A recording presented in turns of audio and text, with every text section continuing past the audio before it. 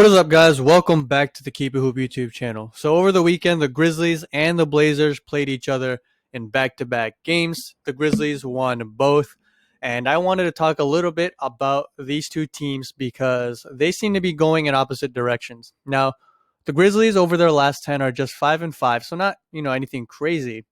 But for most of April, they've been playing really good basketball. They have one of the best offenses in April, and now they get Jaren Jackson back, who I think people have kind of slept on. We knew he was injured, but people didn't really talk about his injury. And I think that he and what he brings to this team is going to be really important. I think he's just going to bring the level of this team's play to a whole nother level. And I think that he gives this team something that no one else on their team gives them. So I'll talk a little bit about that. But I want to start out with Portland because they are 3-10 in April. They aren't playing good basketball at all.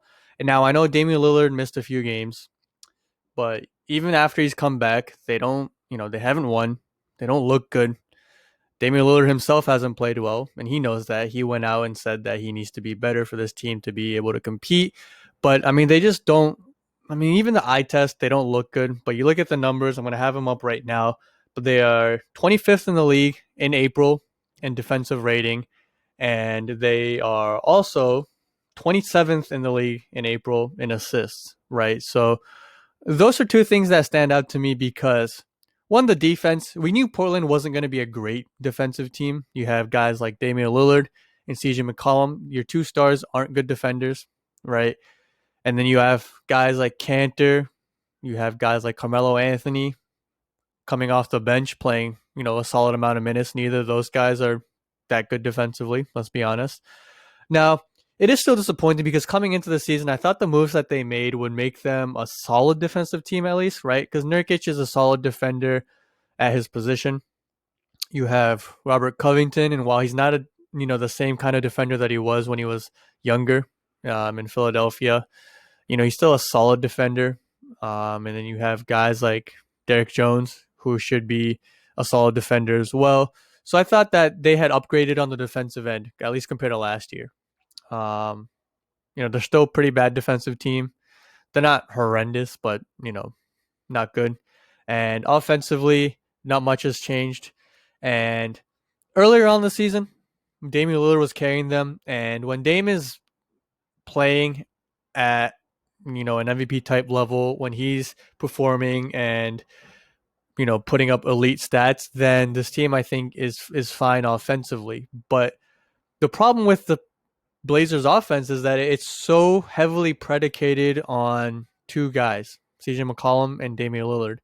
And while they're both really good offensive players, a lot of their offense still comes off of isolation ball or the two-man game. And the two-man game is still fine, right? Like Nurkic is a very solid player coming off of the pick and roll. And both of those guys, and McCollum and Dame, are also solid passers. But neither of those guys are elite at getting shots for other guys.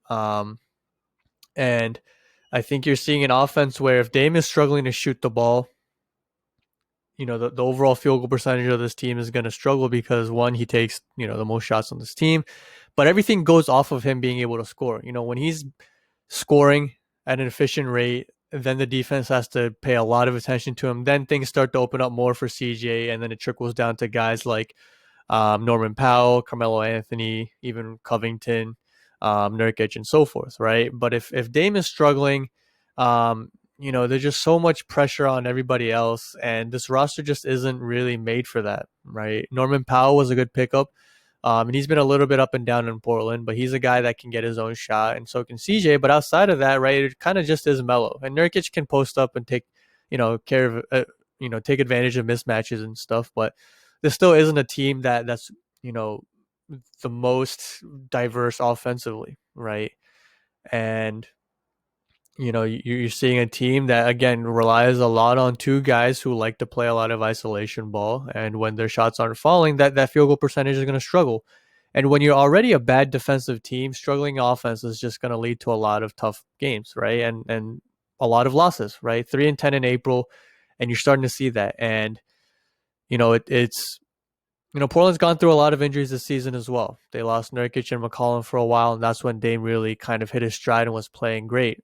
Now, I'm not saying that the team is better without Nurkic or McCollum, but sometimes in basketball, teams can play better if everybody knows what their role is and it's a more consistent thing, and the system kind of is just more consistent, which I think it was when it was just Damian Lillard and then everybody else, because I think you saw, right, Damian Lillard obviously had to do more and there was a lot more pressure on him, but I think everybody kind of knew their role and everything was a bit more simplified because it was just Dame. And you had Nurkic and McCollum, and again, I'm not saying that this team is better without those guys because they aren't. But I think they regressed a bit because you had to reinitiate those guys. Everything was kind of out of sync a bit, and I think they're just in the process of trying to recalibrate. Now, Portland is still a team you don't want to face in the playoffs per se. They're not the scariest team, but Damian Lillard can get hot for any 7 game stretch. He can carry a team for a whole series. We've seen him do it before. And it's not a team you want to face because it's still, there's still a lot of weapons on that team. And if they're firing at all cylinders, if they can shore up the defense a bit, they have the experience and the ability to win a series or two, even if it is an upset. But you look at a team like Memphis, who, what they've done this season is super impressive, especially when you take into consideration, again, the fact that Jaren Jackson missed the whole season up until now. John Morant even missed 3 to 4 weeks earlier on in the season with that really bad sprained ankle. And they've been playing really good basketball. A lot of credit to guys like Kyle Anderson, who's having a career year. He's improved his shooting a lot. Grayson Allen, who was playing really good basketball to start the month. Dylan Brooks has been solid. Valanciunas is playing some of his best basketball of his career. And Memphis, even before Ja got there, was kind of known as that grindhouse team, right? A team that, even if they're out-skilled, out-talented, outmatched in star power, they're going to fight, they're going to battle, and they're going to be very physical, a defensive-minded team. And, Memphis, even this year, is still the same, right? Obviously led by Ja and his leadership and his playmaking, but this is a team that they don't have a lot of star power, but they just go out, they battle, kind of like the Knicks in the East, but they just get it done. They execute well. They play together. It's not always pretty. Some of their games are really close, but they find ways to win. And they're I think surging and gaining momentum at the right time. Heading into the playoffs, you want to be playing your best basketball.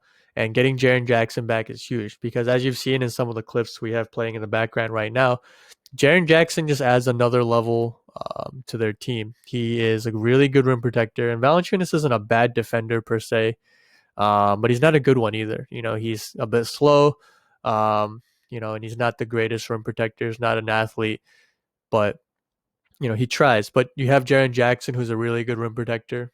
You look at things like the analytics.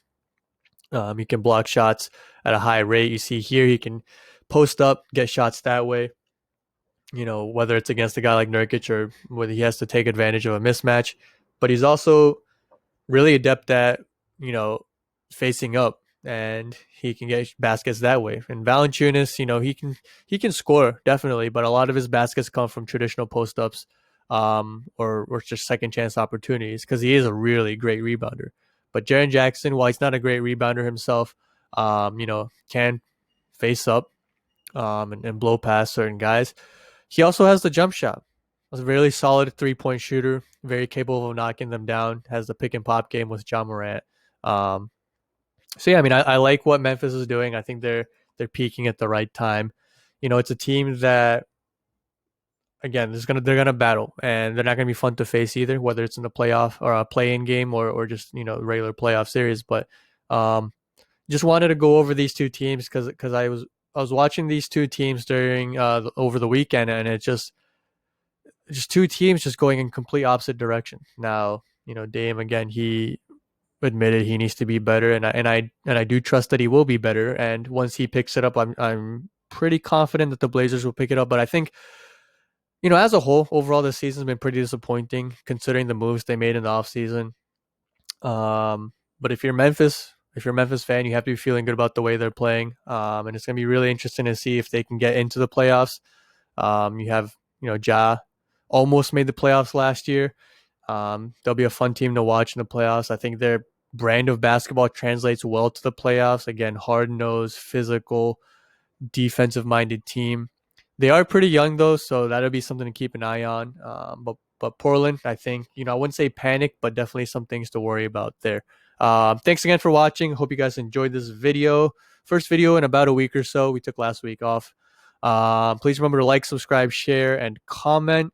Do follow us on our social media pages as well. Links will be in the description below on Instagram. We've been doing a lot more short clips, breaking down plays and stuff. And on Twitter, the usual banter, conversation about everything happening in the NBA. Yeah, we will see you guys again soon. Stay tuned for more videos coming up as well. But yeah, peace.